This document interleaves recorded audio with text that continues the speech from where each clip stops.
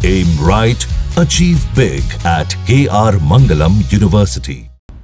महीना बदल गया, तारीख बदल गई। बिहार में अपराध का ट्रेंड नहीं बदला, शूटरों का खौफ कम नहीं हुआ। पटना, वैशाली, दरभंगा, मुजफ्फरपुर में बवालियों ने जमकर उपद्रव किया।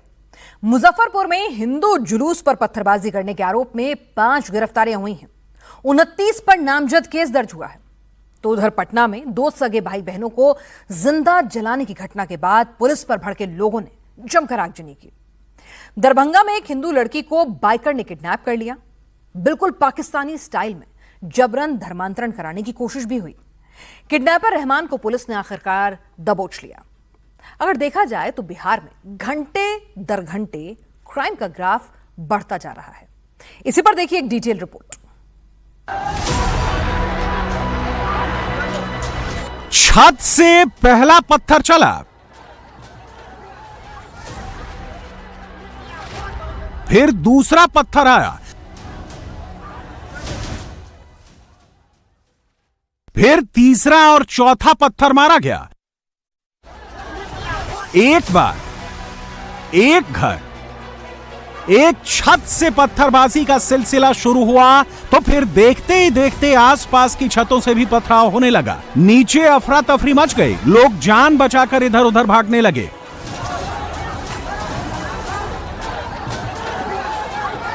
ये तस्वीरें बिहार के मुजफ्फरपुर की हैं। सैकड़ों की संख्या में लोग महावीरी झंडा जुलूस यात्रा निकाल रहे थे।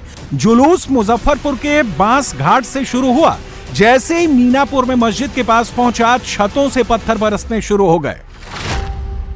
बांस घाट से मीनापुर की दूरी करीब 15 किलोमीटर है। पूरे रास्ते में कहीं कुछ नहीं हुआ। जुलूस गाजे बाजे के साथ चल रहा था। रास्ते में अलग अलग गांवों के लोग इसमें शामिल होते जा रहे थे। महावीरी झंडा जुलूस की ये परंपरा वर्षों पुरानी है। जैसे ही जुलूस मस्जिद के पास पहुंचा, अचानक से छतों से पत्थरबाजी शुरू हो गई। आरोप लगाया जा रहा है कि पहले मस्जिद की छत से पत्थर फेंके गए, फिर आसपास के घरों की छतों से बड़े बड़े पत्थर चलाए जाने लगे।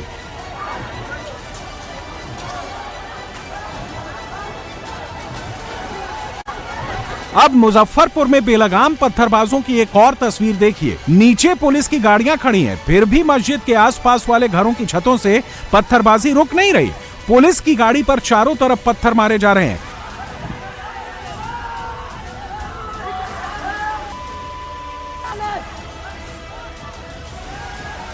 पत्थर मारने वालों में सिर्फ नाबालिग शरारती बच्चे नहीं हैं। तस्वीरों में आप देख सकते हैं उसमें बुजुर्ग भी हैं और अधेड़ भी हैं।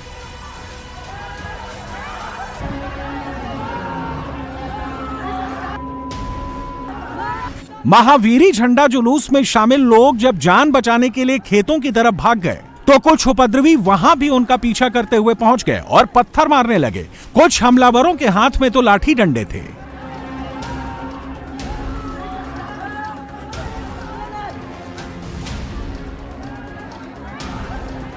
ये वही पत्थर हैं जो जुलूस में शामिल होने पर मस्जिद और उसके आसपास के घरों से फेंके गए थे। कोई आधा किलो का पत्थर है, कोई 400 ग्राम का है।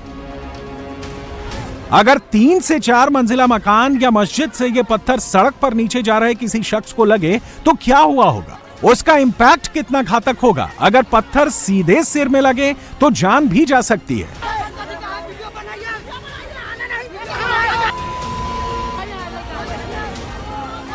ये दोनों बच्चे भी महावीरी झंडा जुलूस के साथ चल रहे थे। मस्जिद के पास हुए पथराव में इन्हें सिर में चोट लगी है। जुलूस में शामिल करीब 10 लोगों को गंभीर चोटें आई हैं। ऐसा पहली बार नहीं है जब मीनापुर में मस्जिद के पास महावीरी जुलूस को टारगेट किया गया।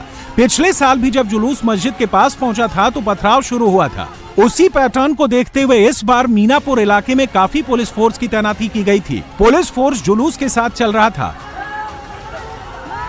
मस्जिद के आसपास छतों पर खड़े कट्टरपंथियों को बिहार पुलिस की वर्दी का रत्ती भर भी खौफ नहीं था। उन्होंने पुलिस वालों पर भी हमला किया, निशाना लगा लगा कर पत्थर मारे।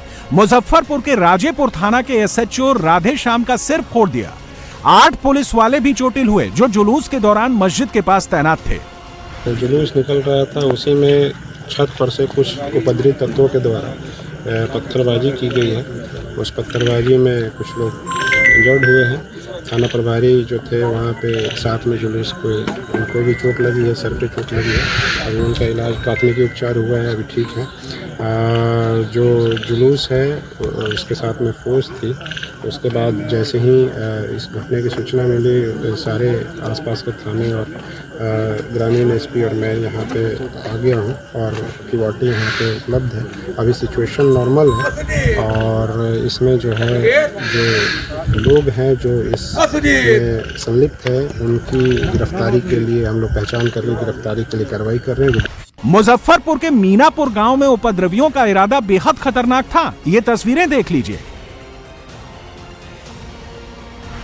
पत्थरबाजी के बाद हिंदुओं के घरों को आग के हवाले कर दिया गया। जुलूस पर पत्थरबाजी शाम 6:30 बजे के आसपास हुई, जबकि घरों में आग रात को लगाई गई। पुलिस और फायर ब्रिगेड की भी हिम्मत नहीं पड़ी कि रात में जल रहे घरों की आग बुझाने के लिए वो इस इलाके में दाखिल हों। ये उसी घर की सुबह की तस्वीर है। पूरा सामान जल चुका है। घर में रखी अलमारी आग और धुएं से काली पड़ चुकी है। अनाज जलकर खराब हो चुका है। ये दंगाइयों का वैसा ही पैटर्न है जैसा बंगाल के मुर्शिदाबाद में देखा गया था। वहां भी हिंदुओं के घरों को फूंक दिया गया था। घरों में रखा अनाज भी जला दिया गया था। अगर यकीन नहीं होता तो इन तस्वीरों को देखिए। नाबालिग बच्चों के हाथों में लाठी डंडा पकड़ाकर उन्हें हमले के लिए उतार दिया गया है। ऐसी तस्वीरें मुर्शिदाबाद में दंगे के दौरान देखी गई थी। जब भी हिंदू जुलूस पर हमला होता है, कुछ लोग ये नैरेटिव बनाने लगते हैं कि नारेबाजी करके उकसाया गया होगा। अब जुलूस की ये नई तस्वीरें देखिए। कहीं कोई नारे नहीं लग रहे, म्यूजिक बज रहा है और जश्न मनाया जा रहा है। तो क्या मुस्लिम मोहल्ले में अगर भगवा झंडा लेकर जुलूस निकालना गुनाह है? क्या मस्जिद के पास गाने बजाना मना है?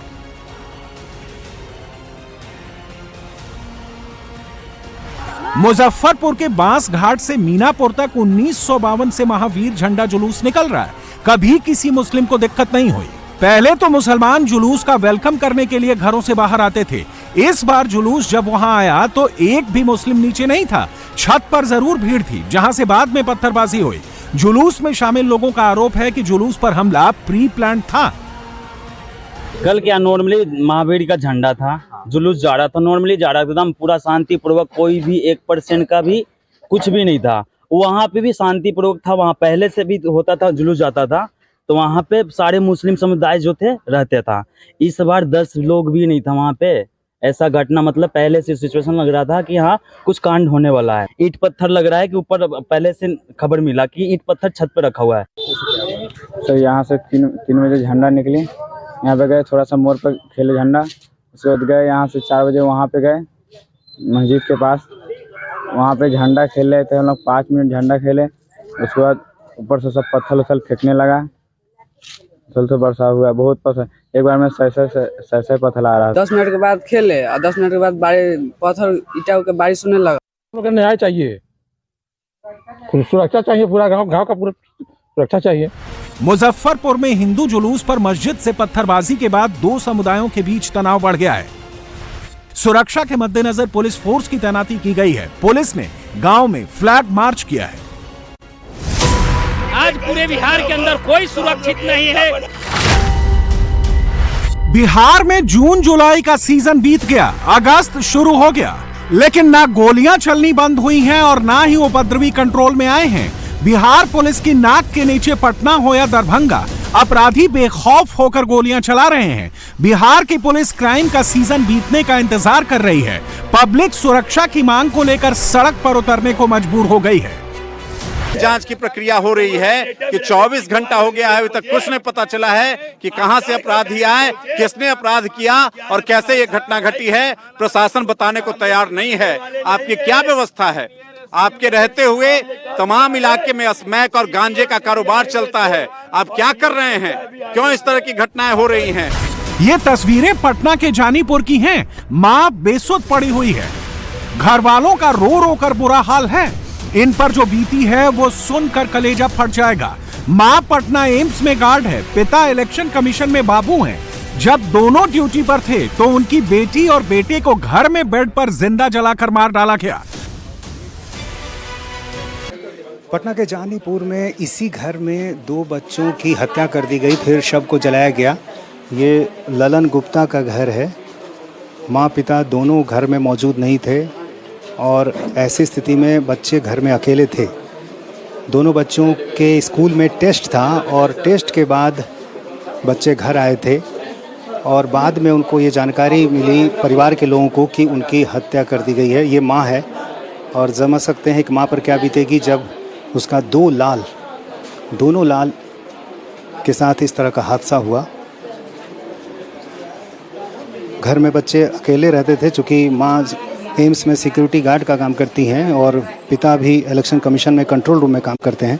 और ये जो कमरा है, इसी कमरे में उन बच्चों को इनको मारा गया, उनकी हत्या की गई और जाहिर है पुलिस मामले की तफ्तीश कर रही है। दोनों बच्चे स्कूल से लौटने के बाद घर में अकेले थे। जब माता पिता शाम को घर लौटे, दरवाजा बाहर से बंद था। अंदर दोनों बच्चों की जली हुई लाश बेड पर पड़ी थी। कातिल ने जाते जाते घर की खिड़कियां भी बंद कर दी थी। जिस बेड पर बच्चों को जलाकर मारा गया, उसके नीचे एक टोपी मिली है। घर वालों ने सबूत के तौर पर टोपी पुलिस को सौंप दी है। एक सबूत भी दिए हैं, हम देखते एक टोपी छूटा हुआ था, अभी साफ करते समय मिला टोपी। अब ले गए टोपी प्रशासन, हम देखते क्या उसका नतीजा निकलता है। घर के अंदर कोई लूटपाट नहीं हुई? घर का ऐसा कुछ नहीं, वही शीशा तीसा सब टूटा हुआ है, बस यही है। यही दरवाजा खुला हुआ था उस समय? ये देख रहे हैं, इसमें से सामान भी कुछ गायब है? ऐसा तो देखने से भी नहीं लग रहा है। ऐसा शीशा भी लॉक है, इसमें से ये फाइल खाली खुला हुआ है। इसमें पेपर ऊपर फाइल रखते थे, ये थोड़ा टच किया हुआ तो नहीं कर सकते। माँ यहाँ पर आई अंदर तो इसी कमरे में दोनों बच्चे जल रहे थे। एक बच्चा बेड पर था, दोनों बच्चे बेड पे, दोनों बच्चे बेड पे। ये जो दरवाजा है ये बाहर से बंद था। दो बच्चों को जिंदा जलाकर मारने वाले कातिल ने घर में कोई चोरी नहीं की, सिर्फ बच्चों को टारगेट किया। इससे आशंका है कि वारदात में किसी जान पहचान वाले का हाथ हो सकता है। हालांकि 24 घंटे से ज्यादा वक्त बीत जाने के बाद भी पटना पुलिस खाली हाथ है। अपराधी की धरपकड़ के लिए पुलिस ने 7 टीमों का गठन किया है। घर में 2 बच्चों को जिंदा जलाकर मारने की खबर मिलने के बाद पटना में लोगों का आक्रोश फूट पड़ा। गुस्साए लोग पुलिस प्रशासन के खिलाफ सड़क पर उतर आए। कल 1 बजे की घटना है। घर में दिन के उजाले में 2 मासूम बच्चे को जला करके हत्या करना, एक कानून का राज कहने वाले पूरी तरह से बिहार में कानून ध्वस्त हो चुका है और इसलिए आज पूरे बिहार के अंदर कोई सुरक्षित नहीं है। 17 जुलाई को गैंगस्टर चंदन मिश्रा का मर्डर पारस हॉस्पिटल में कर दिया गया। 13 जुलाई को वकील जितेंद्र मेहता का मर्डर कर दिया गया। 12 जुलाई को व्यापारी विक्रम झा की हत्या कर दी गई। 11 जुलाई को बालू व्यापारी रमाकांत यादव की हत्या कर दी गई। 4 जुलाई को बड़े कारोबारी गोपाल खेमका का मर्डर कर दिया गया। अब तो बिहार में कानून का राज कुछ ऐसा है कि दिन में सरेआम एक लड़की का अपहरण कर लिया जाता है। ये सीसीटीवी तस्वीरें दरभंगा अपहरण कांड की हैं, जहां लड़की एक छोटे बच्चे के साथ अपने पिता की दुकान से लौट रही है। तभी बाइक में एक आरोपी आता है, लड़की को जबरिया बाइक में बिठाकर फरार हो जाता है। आरोपी का नाम हिजबुल रहमान उर्फ आरजू है। उसे गिरफ्तार कर लिया गया है। लड़की ने इस मामले में बहुत बड़ा खुलासा किया है कि आरोपी आरजू हिंदू लड़की पर धर्मांतरण कराने का दबाव डाल रहा था। आरजू बोला था। क्या बोला था? मुसलमान बनना होगा तुमको। क्यों? शादी का भी दबाव दे रहा था क्या? हाँ। अच्छा, एक वीडियो तुम्हारा वायरल हुआ जिसमें तुम बता रहे हो अपनी मर्जी से हम नहीं, मुझे धमकाया गया था।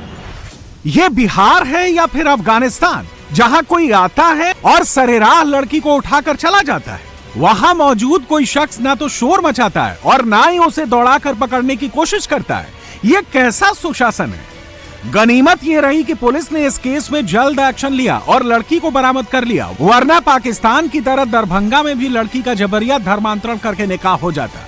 सिचुएशन था वीडियो में, उसको देख के हाईली सेंसिटिव मामला लगा, तो उसी के अनुकूल जो है वो टीम गठित करके एसडीपीओ के नेतृत्व में उसमें त्वरित कार्रवाई कराई गई है और टेक्निकल सर्विलांस वगैरह सारा टेक्निक्स को यूज़ करके हम लोगों ने जो अपहृता थी उसकी बरामदगी कर ली है और जो लड़का है उसको भी हम लोगों ने अरेस्ट कर लिया है। अभी जस्ट ये कार्रवाई हुई है और अभी हम लोग डिटेल्स बात कर रहे हैं, डिटेल ले रहे हैं।